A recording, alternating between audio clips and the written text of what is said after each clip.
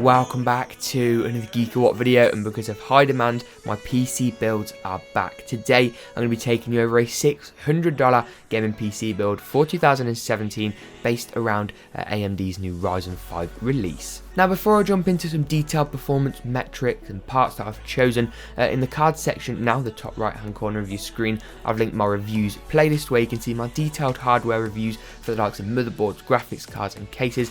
Definitely worth a look. But what kind of performance can you expect from this build in question? Now, at 1080p in the latest AAA titles, you're very much seeing a sustained 60 frames per second at 1080p medium to high settings, with the likes of anti-aliasing and ambient occlusion cranked up a little bit. This build is also pretty well future-proofed. I've made sure it meets the requirements and recommended specs of the latest up-and-coming titles such as Assassin's Creed Origins, Far Cry 5 and Wolfenstein 2 The New Colossus. So let's jump in with the parts I chose, kicking it off as always with the CPU. Now, for the CPU I chose AMD's Ryzen 5 1400. It's their lowest spec Ryzen 5 chip, but surprisingly comes in at the price of some of Intel's higher end i3s, which only have 2 cores. This is a quad-core CPU with a base clock of 3.2 GHz and tremendous overclocking performance. AMD really are back with a bang, and I'm sorry, I hate to say it, but this chip is better than any Intel CPU you can get for $160-ish.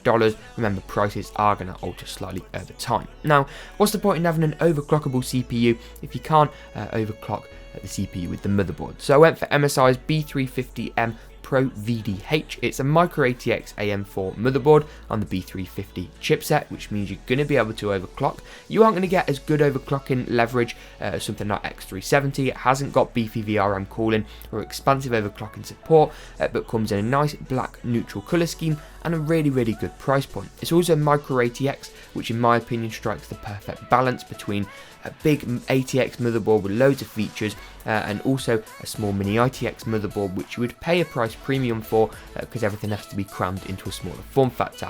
It's just a really nice size overall. For RAM, it's a bit of a difficult choice. Much like GPU pricing at the moment, RAM is stupendously expensive, so I went for an 8GB DIMM of Crucial's Ballistix Sport LT. You want to go for RAM with the heat spreader on, especially with DDR4, because it can get quite hot. This comes in clocked at 2400 MHz, which you can of course overclock in the motherboard BIOS. I went for one 8GB DIMM, as you don't need dual channel memory, i.e. you don't need 2 DIMMs. It isn't going to make any negligible performance increase, and also looks really nice. Now, in terms of storage, at a build at this price point, I tend to just stick with a hard drive because it allows you to pump more money into the GPU, which is really going to affect your gaming performance. An SSD would just be a really expensive option that isn't really going to add anything frame rate or settings wise. I went for Seagate's Barracuda, the 1TB model, so it's giving you 1000GB of room for your movies, music, Steam games, all that jazz, and comes in a 3.5-inch form factor, which is a standard size for a hard drive.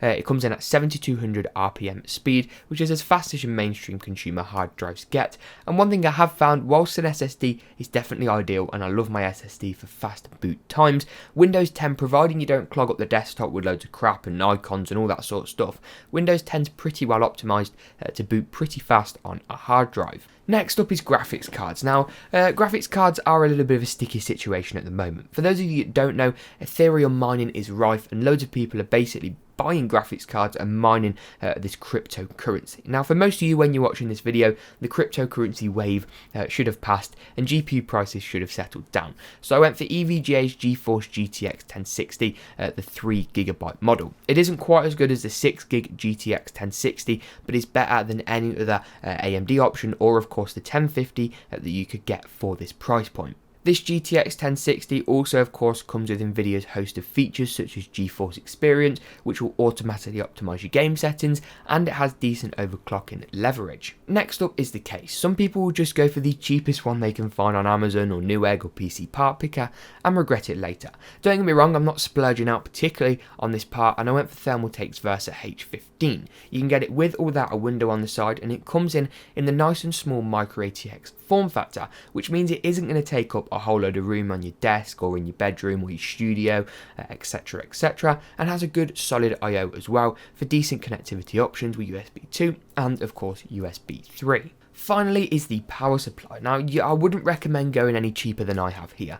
This EVGA unit is a 500 watt 80 plus certified affair, which is going to give you more than enough headroom, even for some overclocking or you wanted to add an SSD and some RAM in. It really isn't going to have too many issues. Now, I wouldn't recommend going for a no-name power supply, because the power supply does have the ability to wipe out your whole system, for example, if there was a power surge or a problem with it. That being said, you don't need to buy a 1200 watt 80 plus gold certified unit for a build that it's merely going to sip about 250 watts even at load.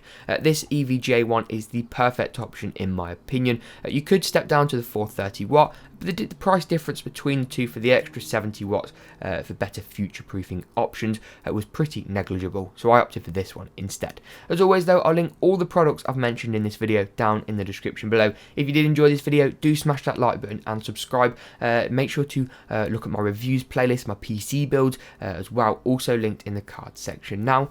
And as always, we'll see you in the next GeekaWhat video.